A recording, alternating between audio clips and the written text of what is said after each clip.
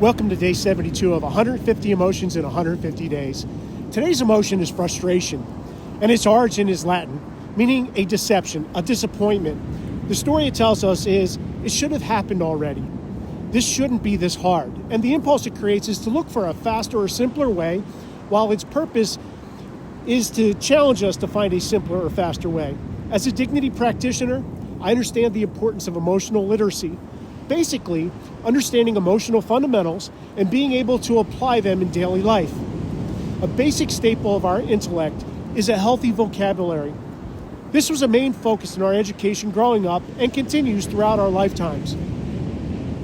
Can you think of a time in your educational endeavors or professional life where the focus was on building your emotional literacy through strengthening your vocabulary to describe the emotions that you experience?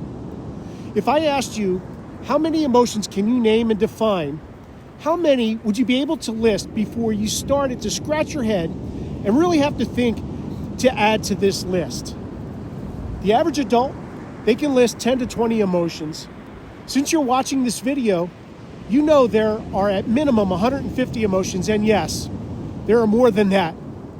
In my prior career in federal law enforcement, there were many instances where I wasn't describing my emotions correctly or quite understanding what someone else was trying to convey to me because my emotional vocabulary was limited.